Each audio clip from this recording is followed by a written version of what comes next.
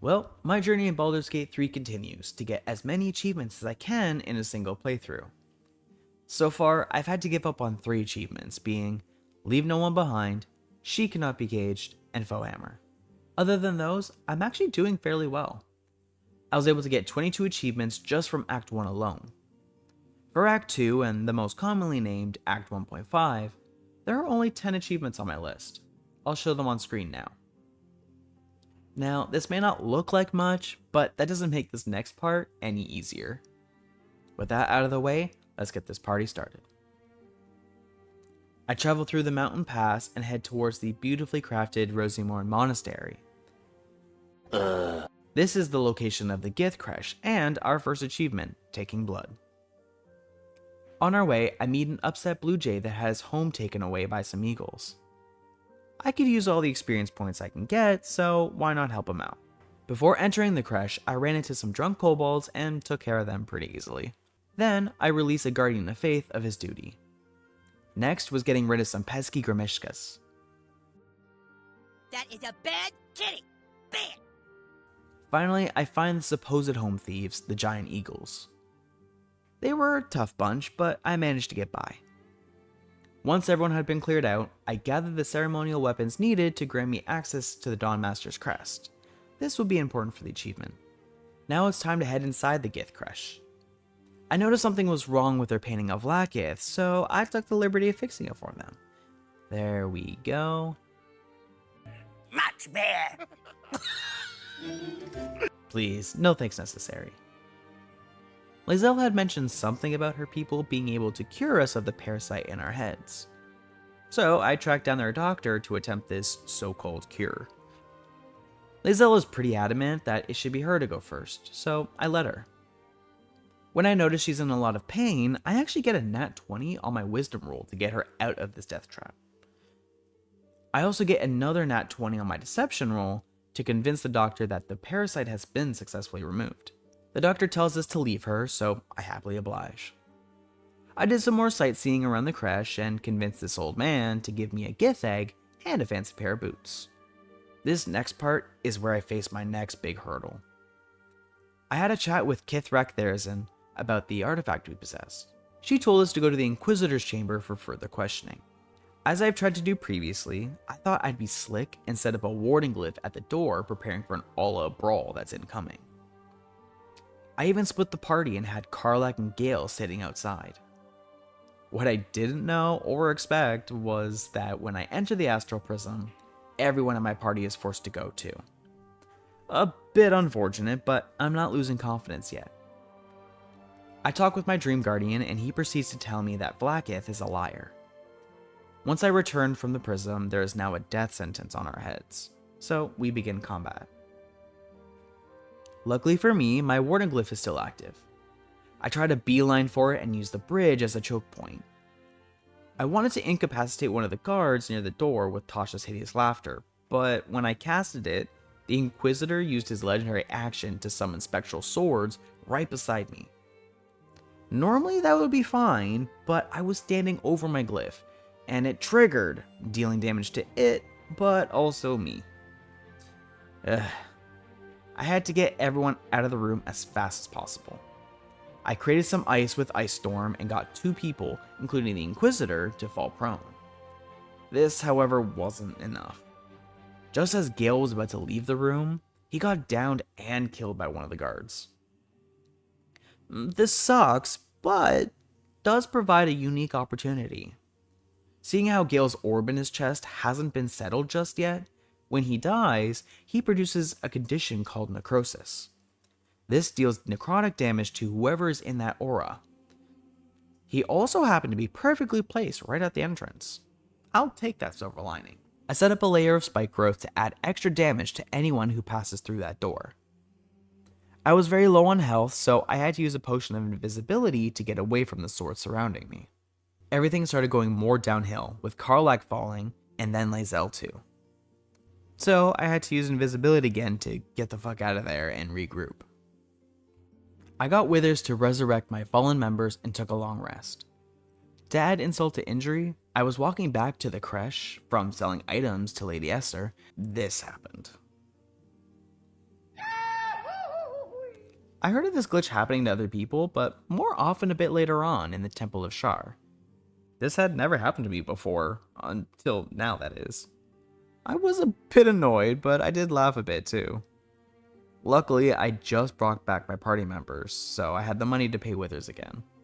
Time to try this battle again. I snuck back in and tried to set another glyph, but doing so caused the guards nearby to react and immediately set it off, starting combat. One of them was actually Kithrak Therazin. She Misty stepped over and casted Fear, causing 3 out of my 4 party members to drop their weapons. Seriously? And of course, the one member that didn't get scared, Gale, got beat down and taken out quickly. With Fear affecting my whole party now, I had no control over them until they could snap out of it. I was finally able to gain control of them and had Lae'zel pick up our drop weapons. Both Hunter and Lae'zel go down before they can really do anything else. It's now a 3v1. The odds aren't the greatest, but I have a Raging Barbarian and a ton of healing potions. Karlach managed to take out one of the guards and the remaining wolf on a single turn each. Then, it was a slugfest back and forth between Karlach and Therazin. It was a cycle of attack twice and then bonus action heal with a potion until finally Therazin was taken out. We scraped by, but that wasn't the end just yet. There were still more Gith to get rid of. I went back to Withers and revived my party yet again. Hello, hello, hello! After licking my wounds, I head back to the Inquisitor's chamber to finish what I started. I placed another glyph, started combat, set up Cloud of Daggers, and Misty stepped back to my other party members and waited for the lambs to come to the slaughter. This is how the initial plan was supposed to go, before it all got messed up. Once they passed through my cloud, I switched to Spike Growth. 2 of them actually went down because of it, leaving the head honcho remaining. He made it through the spikes, but I moved up and then used Thunderwave to push him back to the start of the spikes. I got a bit too comfortable and, once again, forgot about concentrating being a thing and went for Dissonant Whispers, making my spikes disappear. At least it's a 4v1 now. After some back and forth, I came out victorious. With that tough fight out of the way, I can now move on to the main reason for visiting the creche, getting my next achievement. I turned some statues to reveal the hidden chamber where the blood of Lathander resides. I made my way past all the traps and placed the Dawnmaster's crest on the control panel. This grants me not only a really good weapon, but more importantly, the achievement, Taking Blood. Before leaving the creche, I thought I shouldn't leave so much experience and items to sell to go to waste. So I chose to clear out the rest of the creche. After that intense battle I had with the Inquisitor, the rest of these bozos weren't much of a threat. After everyone was gone, I looted the place and then put this now abandoned monastery in my rearview mirror. Just around the corner awaits another fight with some undead. Thankfully, they weren't too difficult to deal with. Just before venturing out officially into Act 2, I run into a familiar face to Gale. It's Elminster. I invite him back to camp to talk about Gale's condition. He brings a message from the goddess of magic herself, Mystra. She wants Gale to blow himself up to eliminate the Absolute. Yeah, no, that's not happening. After Elminster has said his piece, he gives Gale the ability to detonate the orb in his chest at will. This also gives me the achievement, Repairing the Weave. That concluded the Act 1.5 part, and now it was time to march on into the darkness of Act 2. Just as I was about to fall asleep, I was awoken by Kithrak Voss. How? He wants to betray Blacketh and put an end to her tyranny. I agree to team up with him and get the next achievement, the Lich Queen's Wrath. Once he's gone, I can finally get my beauty rest. I leave camp and take my first steps into the Shadowlands, immediately giving me the achievement, The Plot Thickens. Along with my first steps, a goblin approaches, telling us to keep our torches out to keep the darkness away. I go exploring for a bit and then head to the Last Light Inn. I meet Jaheira and she starts interrogating me. Luckily, Mole vouched for me. I also see Damon again and give him the second Infernal Iron to help Karlach. It didn't quell her engine entirely, but she's now able to make like Olivia Newton-John and get physical. Aww. Up next was talking to Isabel to receive Seluna's blessing. It's here where Flaming Fist Marcus shows up, demanding Isabel be taken back to her father, Catherick Thorne. Battle ensues and Marcus has some winged horrors as backup. It started off alright, but once it got to Jaheira's turn, she had the bright idea to use Ice Storm where we all were, causing the floor to become icy. Then, when it was Isabel's turn, she slipped and fell prone. I didn't really have the chance to do much to protect her as my characters had gone before the two of them, but after Marcus. When it got back around to Marcus, he got 2 crits. This meant Isabel was dead and he was able to take her away. The barrier around Last Light Inn vanishes, along with Isabel, creating shadow cursed creatures out of everyone who was inside the barrier. Except for my party and Jaheira. I could have let my party wipe to start this all over, but this had never happened to me before in either of my playthroughs, so I tried to win the battle and live with the consequences. After a grueling fight, I came out victorious. Jaheira didn't make it out, unfortunately. Well, not quite unfortunate, seeing how it was her fault Isabel was taken, so more karma, I guess. Moving along, I find a mysterious boy named Oliver and play a game of hide and seek with him. I found him no problem. He wanted the run back, so I said bet. I win again and he finally concedes. I continue through the darkness and come across that goblin from earlier. She's following a drider named Karnas. He's holding a lantern that will help keep my party safe from the shadow curse, so I naturally have to squash him. I jump in and the battle goes relatively well. I inspect the lantern to find that it's being powered by a pixie named Dolly Dolly Dolly. I release her from her tiny prison so she can bless us with protection from the shadow curse. I explore some more and find a night orchid. This is Shadowheart's favorite flower.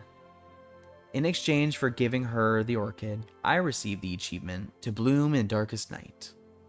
After almost getting ambushed by some measles, I think it's time for a long rest.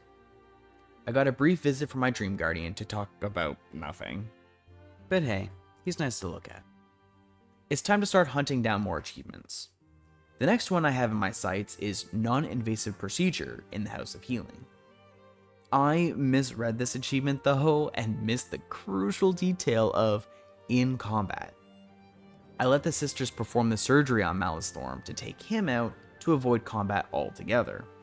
I was sorta confused as to why the achievement didn't proc, but then when I looked at it again, I saw that last bit of text. Look, I'm a Yu-Gi-Oh player, I don't always read everything. I just saw the kill the surgeon beginning part, stopped there and said say less. Well, on to the next achievement I suppose.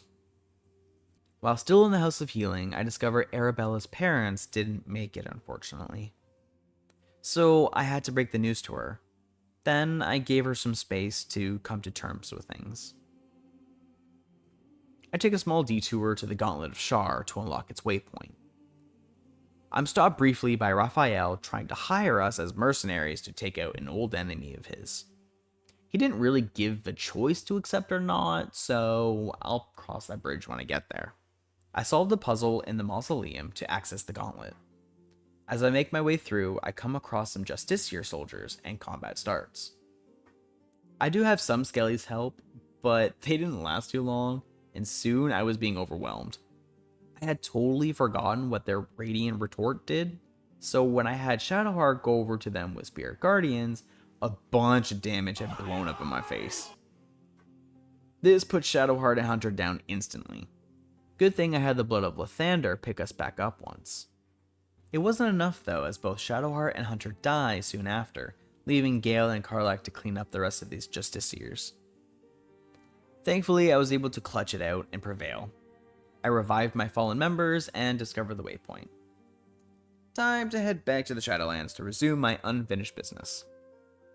After that fight, I definitely could use a drink. So off to the Waning Moon I go. I meet the next Thorm, Thisibold. He spills the tea on his father, Catherick, and his weakness. With some more sleight of hand rolls and some encouragement, Visible drank himself under the table and into the grave. That's 2 Thorn fights avoided with some skill checks. Now time to head over to the Toll House to meet Garangoth Thorn, who holds my next achievement. I make sure to leave all my gold at camp so that she can't use it against me. I left her alone mostly and focused my attention on her floating skulls. They're linked with her health points, so once they were taken care of, she was left with a measly 7 health left. I put her out of her misery and earned the next achievement, Penny Pincher. After looting the place, I go check in with Arabella. With some guidance from Withers, she finally comes to terms with her parents' death. She gives us a nifty ring as thanks for my support. I think now is the time for me to finally enter Moonrise Towers for my next achievement. I walk into the main hall to Catherick Thorm listening to Disciple Zarel chewing out some random goblins. Wait, I recognize this little rat. He's the one that tied Barkus to the windmill back in Act 1. Catherick hears enough though and sentences them to death. Zarel lets us do the honors of carrying out this sentence. They were easy enough. I do a bit of snooping around Moonrise, but can't have any peeping eyes seeing me. I crafted the Shadow Lantern for an achievement later in Act 3 as a backup plan. Then I decide to get rid of Zarel. I have a quick chat with her and wait for her to walk back into her study. I lock the door behind us and begin combat. She wasn't all that scary to deal with. After taking her shit, I finally head down to the cells where the next achievement awaits. I met Wulbren, the guy Barkus wants to save, along with some other deep gnomes and some tieflings locked up. I need to do a jailbreak to get this achievement. Wulbren asks for some tools to break through a crack in the wall in their cell, so I give him a club to do the trick. Now to distract the guards. Time for more combat, I should say. Aside from Karlach taking some massive damage, we got through combat fairly well. I met back up with the freed prisoners and helped them set sail, giving me the achievement, Under Lock and Key.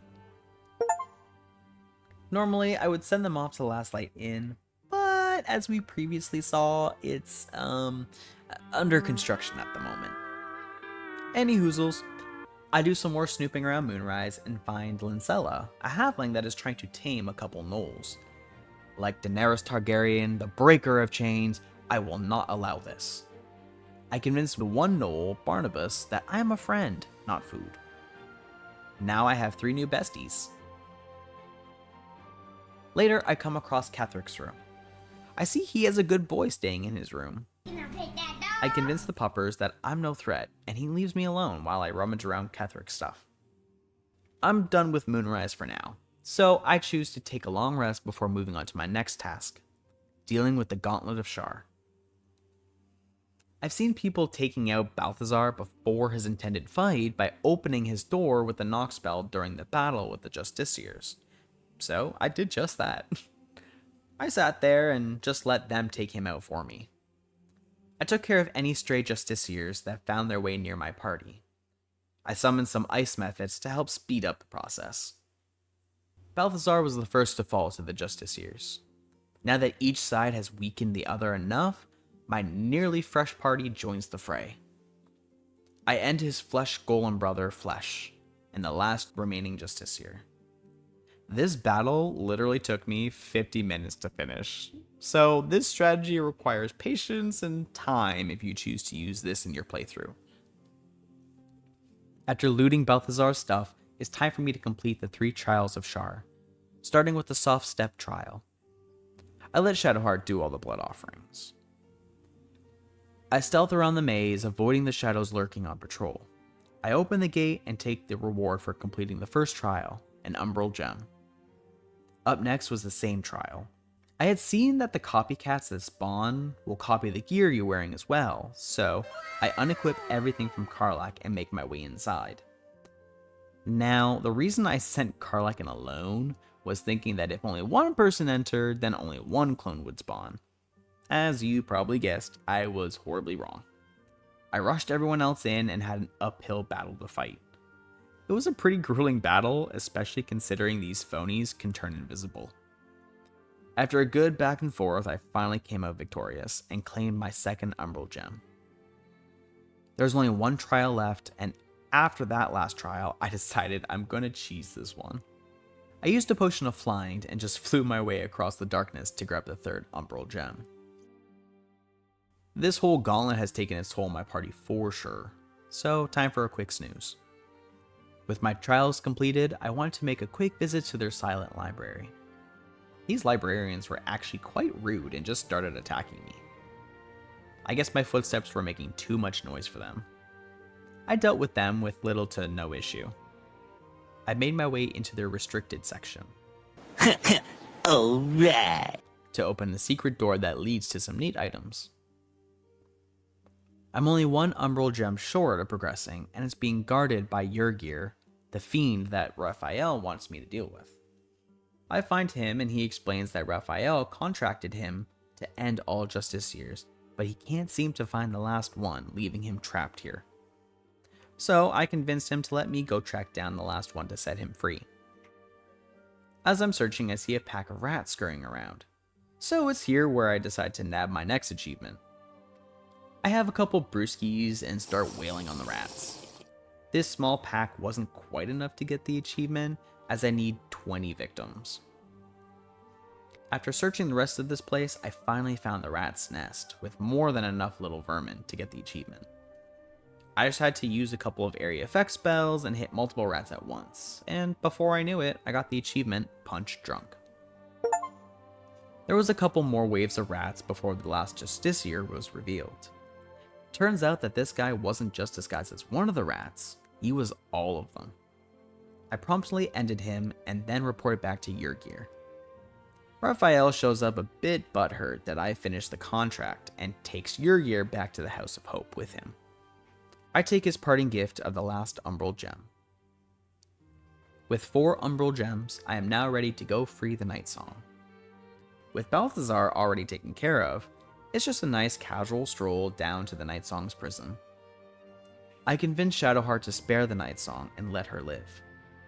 Our business at the Gauntlet of Shar is over, so that means back to Moonrise Towers to face Ketheric Thorm and earn our last achievement in Act 2. I storm Moonrise Towers once again, but this time as a known enemy. Once I enter the tower, I initiate combat. They weren't all that tough to deal with, especially with a bit of help from my Null besties from my previous visit. Hi. I head on upstairs and take care of the guard standing in front of the door to Ketheric. Before walking through the door, I choose to take a quick snooze, so that I'm fully charged to take out Ketheric. The Night Song Dame Aelin joins us to challenge Ketheric and his Necromites. It was a bit of a tough fight, but it was going pretty well. However, in good old villain fashion, when he realizes he's not going to win, he makes an escape and manages to take Dame Aelin with him. I'm left with the remaining Necromites, which I'm able to finish off no problem. I do heal up a bit with a short rest, but in hindsight, I should have just taken another long rest. Oh well. I take the plunge to follow that coward Ketheric. I find myself in a Mind Flare colony. It feels like I'm in an episode of Magic School Bus. Seatbelts, everyone! I found the Tadpoling Center where some people, including Zevlor, are held captive. I decided to free the trapped victims and a fight breaks out. Thankfully, I was able to tough it out and come out victorious. Deeper inside the Tadpoling Center, I find Mizora trapped. I reluctantly free her too. I make my way into the barracks and get caught by some soldiers. She tries to give us orders, so I try to deceive her by claiming I'm here as support. Do you remember the little oopsie I had back in the Goblin camp where I accidentally used the Friends cantrip and then got sent off to prison when it wore off? Well, I remember. History repeats itself, but instead of being sent to prison, combat starts. I get rid of them fairly easily. After looting their stuff, I wandered into the morgue and found us. So, of course I had to free my little buddy.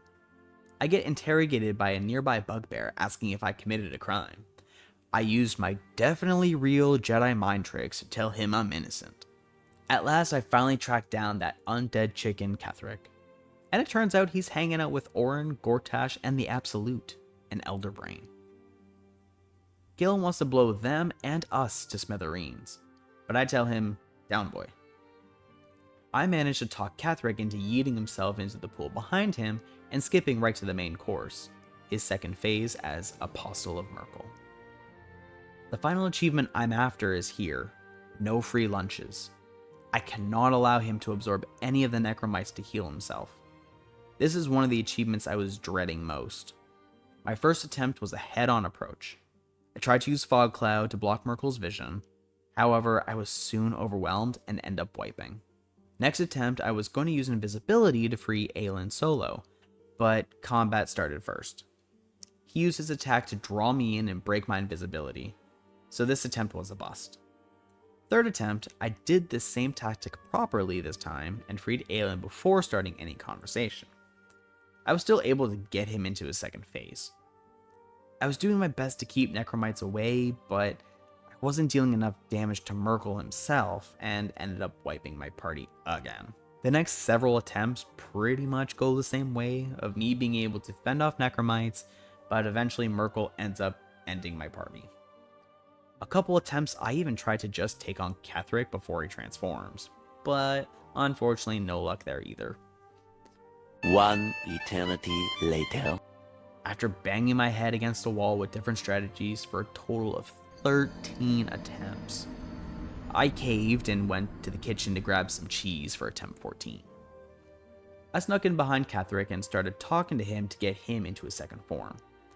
I dropped some bombs and explosives behind him, and then Misty stepped over to free Aelin to assist. Then I had Gale set up a wall of fire to set off the explosions. It did a decent chunk of his health, which was nice seeing how I didn't have that many explosives on me. I wasn't planning on using this strategy, so any damage is welcome damage. I also set up darkness around Merkel to block his visual base attacks. I had Karlach use an Ice Storm scroll around Merkel too, for the chance to have the necromites that get too close to him fall prone and lose their turn. Pretty much immediately, I do catch one of them slipping. Nice. For the next little bit, I kept using AoE spells like Fireball to chip away at Merkel and keep necromites at bay. I was finally able to defeat the mighty Merkel and earn the achievement, No Free Lunches, thankfully putting an end to this seemingly endless nightmare. With Catherick dead, Aelin goes just a bit cray-cray for a minute and literally beats a dead horse. But hey, she's earned that. I go collect the first nether stone from Catherick's dead body. As I grab the stone, I get a sudden visit from my dream guardian. A little sus that he's able to leave the astral prism, but whatever. He tells us more about the Chosen Three and what these nether stones are. Alright, I think I've had enough of this mind flare colony. I hop through the newly created portal to the surface. Once I pop up back in Moonrise Towers, everyone wants to talk. Karlach has some backstory info about one of the Chosen Three, Gortash. Gale wants to head to the library to learn more about the crown we saw on the Elder Brain's head. And Aelin wants to have a kiki with Shadowheart. I'm not quite done with Act 2 just yet. I take a long rest to recharge and let Aelin chat with Shadowheart about revealing some truths about her past. I learn that Halsin cannot join me, and for a minute I was almost okay with that. However, I did some digging, and apparently, even if the last light in falls, you can still do the Oliver and Nathaniel quest to recruit Halsin. I go back to the inn and speak with the dead Ardculla. He tells me that Thaniel is somewhere with Lavenders. This is more than enough info for Halsin to go get him.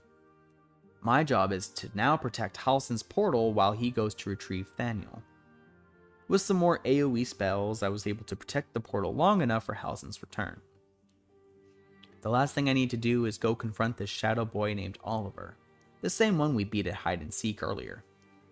According to Halsin, Thaniel was split into two, and Oliver is his other half. Of course, this brat doesn't want to come quietly, so I have to take care of some more shadow creatures. This fight was a bit rough, and I even had a party wipe. Luckily enough, I only had to try one more time before I was able to get Oliver to concede and come back to camp with me for Thaniel's sake.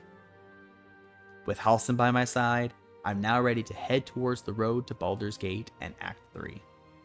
However, my spidey senses start tingling and notice that there are some Githyanki blocking my path. They tried to get the jump on me, so I decided to get the jump on them first. They weren't total pushovers, but I did manage to get rid of them fairly easily. That being taken care of, I'm officially finished with Act 2. Let's take a quick look at our achievements list now.